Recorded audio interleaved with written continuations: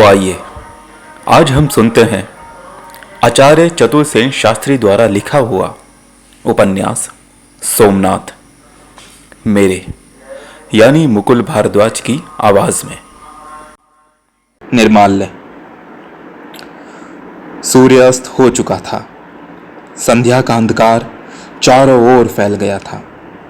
केवल पश्चिम दिशा में एकाध बादल क्षण क्षण में क्षीण होती अपनी लाल आभा झलका रहा था, जिसका स्वर्ण प्रतिबिंब सोमनाथ महालय के स्वर्ण शिखरों पर अपनी श्रेयमीन झलक दिखा रहा था।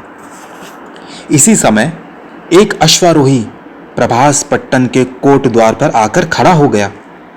कोट द्वार अभी बंद नहीं हुआ था। प्रहरियों के प्रमुख ने आगे आकर पूछा, कौन हो तुम और कहां से आ रहे हो? अश्वारोही कोई 20-22 वर्ष का एक बलिष्ठ और सुंदर तरुण था। उसकी मुख चेष्टा तथा अश्व के रंग ढंग देखने से प्रकट होता था कि वो दूर से आ रहा है तथा सवार और अश्व दोनों ही बहुत थक चुके हैं। फिर अश्वारोही ने तथित भाव से किंतु उच्च स्वर में एक हाथ ऊंचा कर तथा दूसरे से अपने गट्ठर को संभालते पुकारा, जय सोमनाथ। किंतु तुम्हारा परिचय पत्र? प्रहरी ने उसके निकट जा कर्कश स्वर में पूछा। ये लो। अश्वारोही ने एक चांदी की नली रेशम की थैली से निकालकर उसे दी। प्रहरी ने नली को खोलकर उसमें से एक पट्ट लेख निकाला, उलट पुलट कर उसे पढ़ा, फिर कुछ भुनभुनाते हुए कहा, तो तुम भरुकच से आ रहे हो? जी हां, दद्दा चालुक्य ने त्रिपुर सुंदरी के लिए जो निर्माल्य भेजा है उसी को लेकर। प्रहरी ने एक बार अश्व की पीठ पर लदे भारी गट्ठर पर दृष्टि की और जय सोमनाथ कहकर पीछे हट गया। अश्वारोही ने कोट के भीतर प्रवेश किया। कोट के भीतर बड़ी भारी भीड़ थी। देश देश के यात्री यहां भरे पड़े थे। उन दिनों प्रभास पट्टन समस्त भरत खंड भर में पाशुपत आमने का प्रमुख केंद्र विख्यात था। भारत के कोने कोने से श्रद्धालु भक्तगण शिवरात्रि महापर्व पर सोमनाथ महालय के सोमनाथ के ज्योतिर्लिंग के दर्शन करने को एकत्रित हुए थे। इस वर्ष गजनी के अप्रतिरत विजेता अमीर सुल्तान महमूद के सोमनाथ पर अभियान करने की बड़ी गर्म चर्चा थी। इसी कारण दूर दूर से क्षत्रिय शस्त्रधारी महिपरगण इस देव के लिए रक्तदान देने और अनेक श्रद्धालु कल ना जाने क्या हो, इस विचार से एक बार भगवान सोमनाथ का दर्शन करने जल थल दोनों ही मार्गों से ठट के ठट प्रवास में इकट्ठे हो गए थे। राजा महाराजाओं के रथ, अश्व, रज, वाहन, सैनिक, सेवक, मोदी व्यापारी, यात्री सब मिलाकर इस समय प्रभास पट्टन में इतनी भीड़ हो गई थी जितनी इधर कई वर्षों से देखी नहीं गई थी। पट्टन की सब धर्मशालाएं और अतिथि गृह भर चुके थे। बहुत लोग मार्ग में, वृक्षों के नीचे तथा घरों की छाया में विश्राम कर रहे थे।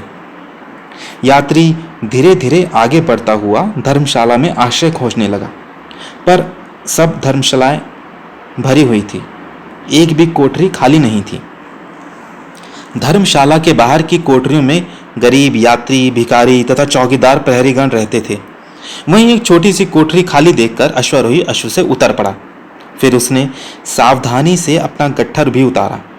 अश्व को एक वृक्ष के नीचे बांधकर वो कोठरी में चला गया। उसे साफ कर उसने यत्न से भार का गट्ठर खोला।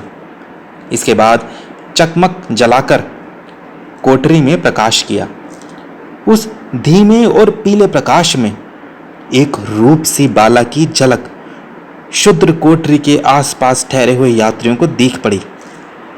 पर क्षण भर ही में युवक ने कोठरी का द्वार बंद कर उसमें बाहर से ताला जड़ दिया। इसके बाद वो अश्व का चार जमा बिछाकर कोठरी के द्वार पर ही लेट गया। कमर की तलवार म्यान से बाहर कर उसने पार्श्व में रख ली। बराबर की कोठरी के बाहर दो साधु बैठे धीरे धीरे बातचीत कर रहे थे। उन्होंने उस रूपसी बाला की झलक देख ली थी। पहले आंखों ही आंखों में उन्होंने मंत्रणा की। फिर उनमें से एक ने आगे बढ़कर पूछा, कहां से आ रहे हो जवान? तुम्हें क्या? युवक इतना कह मुंह फेर कर पड़ा रहा, परंतु साधु ने फिर से कहा, पर इस गट्ठर में इस सुंदरी को कहां से चुरा लाए हो? तुम्हें क्या? युवक ने क्रोधवश वही जवाब दिया। दोनों साधुओं ने परस्पर दृष्टि विनिमय किया। इसके बाद एक साधु ने स्वर्ण दंभ से भरी हुई थैली युवक की ओर फेंक कर कहा, बेच दो वो माल यार। युवक क्रुद्ध होकर बैठ गया। उसने तलवार की मूठ पर हाथ रखकर कहा, क्या प्राण देना चाहते हो? साधु हंस पड़ा। उसने कहा, हो तो ये बात। उसने धीरे से अपने वस्त्रों से तलवार निकालकर कहा, ये खिलौना तो हमारे पास भी है, परंतु तकरार की जरूरत नहीं। हम मित्रता क्या चाहते हैं। वो थैली यथेष्ट नहीं तो ये लो। उसने वस्त्र में से बड़े बड़े मोतियों की एक माला निकालकर युवक पर फेंक दी। युवक अत्यंत क्षुद्र होकर बोला, तुम अवश्य कोई छद्मवेशी दस्यु हो। प्राण प्यारे हैं तो कहो कौन हो? इससे तुम्हें क्या? ये कहो, वो सुंदरी तुम प्राण देकर दोगे या स्वर्ण देकर? मैं अभी तुम्हारे प्राण लूंगा। युवक पैंतरा बदलकर उठ खड़ा हुआ।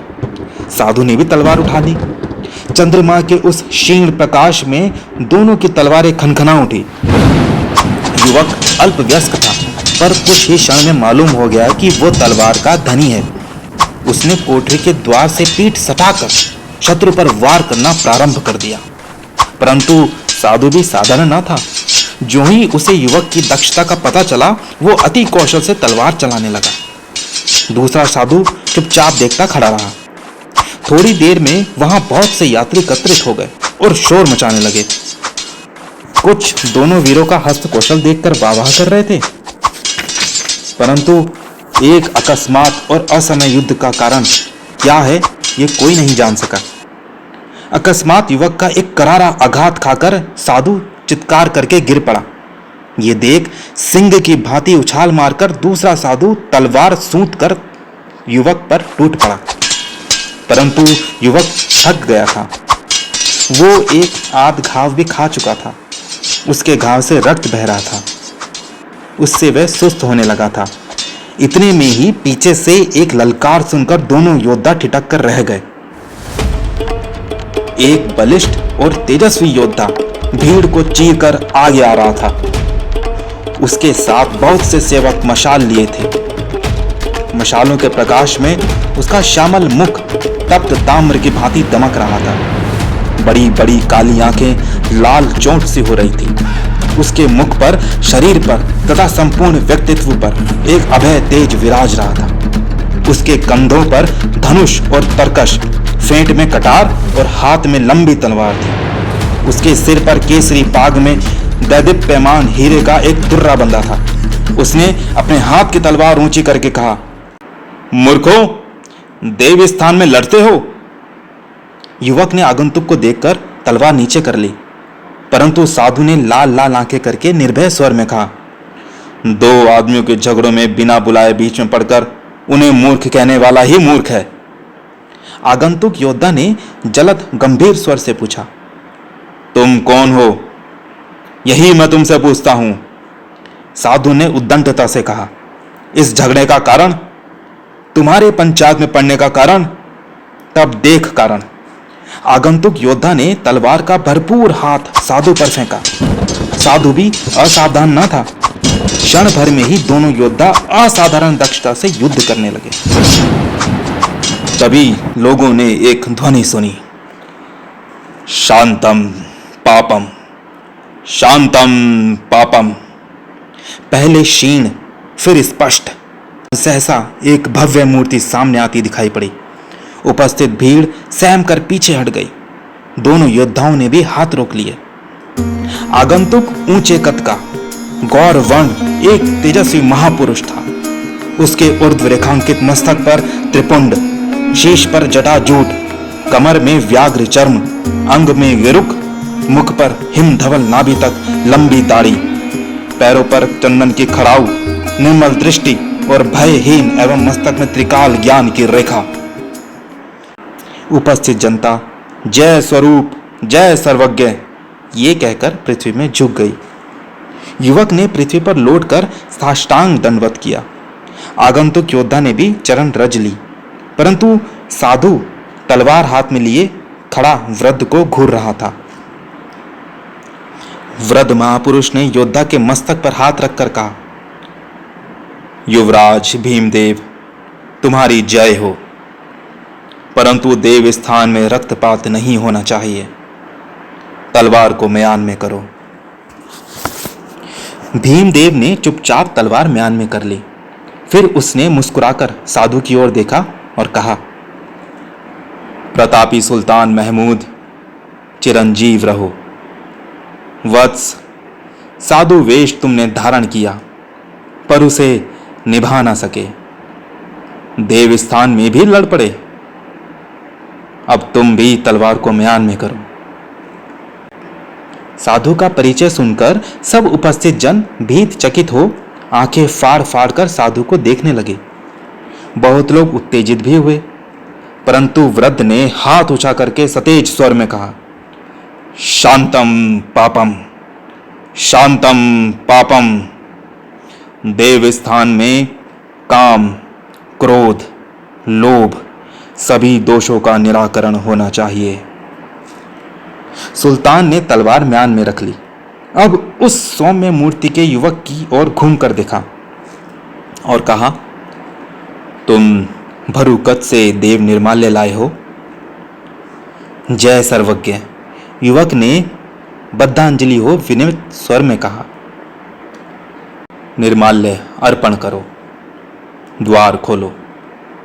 युवक ने भूमि मस्तक से स्पर्श करके कहा, जय सर्वज्ञ, जय स्वरूप, परंतु निर्माल्य त्रिपुर सुंदरी की सेवा में है।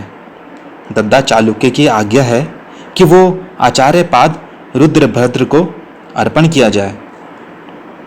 वत्स, चालुक्य और रुद्रभद्र दोनों ही मेरे आज्ञानुवर्ती हैं। द्वार खोलो। युवक ने आपत्ति नहीं की, कोठरी का द्वार खोल दिया। वृद्ध महापुरुष ने वात्सल्य भरे स्वर में पुकार कर कहा, बाहर आओ चौला। षोडशी बाला लाज, रूप और यौवन में डूबती उतरती धीरे धीरे बाहर वृद्ध के चरणों में गिर गई।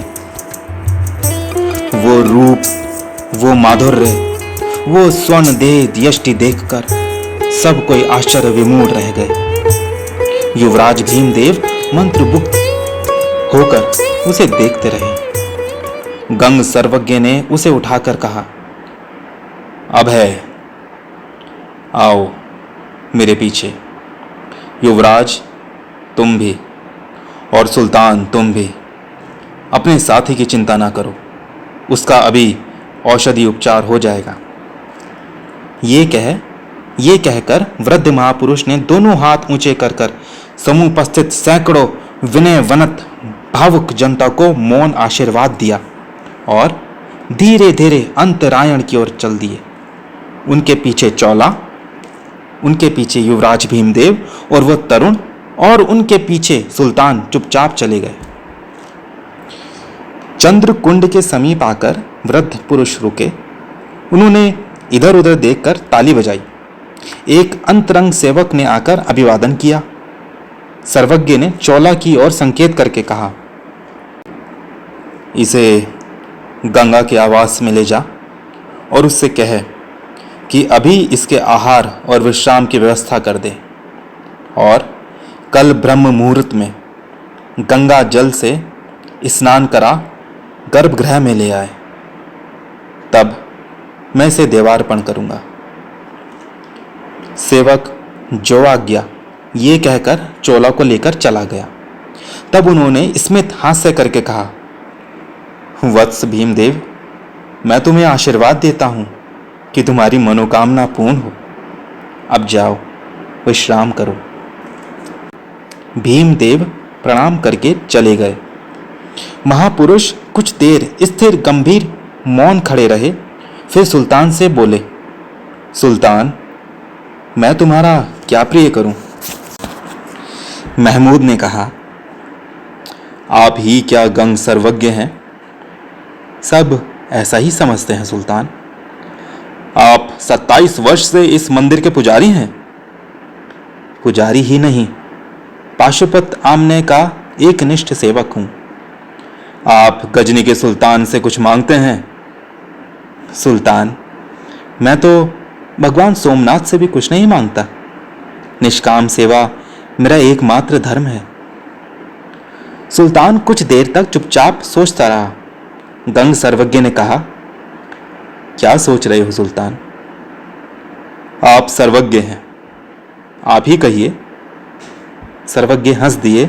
फिर उन्होंने कहा, सुल्तान, मैं तुम्हें आशीर्वाद दे चुका हूं, क्या ये यथेष्ट नहीं है तुम्हारे लिए? परंतु मेरे मन की बात व्यर्थ है।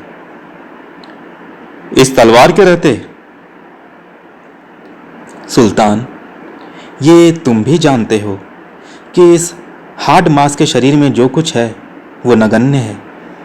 जो सर्वत्र व्याप्त है वही सब कुछ है। परंतु अब तुम जाओ, रात अंधेरी है और राह भीड़, ऋतु भी अनुकूल नहीं है। तुम्हारा अश्व और साथी सिंह द्वार पर प्रतीक्षा कर रहे हैं। महालय के चर तुम्हें सकुशल महालय की सीमा के उस पार पहुंचा देंगे। सुल्तान ने क्षण भर गंग सर्वज्ञ को और फिर आकाश में सिर ऊंचा किए महालय के शिखर की ओर देखा। एक बार उस रूप सी बाला का, देव निर्माल्य का स्मरण किया और फिर सिर नीचा किए बिना ही गंग को प्रणाम किए सीढ़ियां उतरने लगा। गंग ने दोनों हाथ उठाकर उसे मौन आशीर्वाद दिया।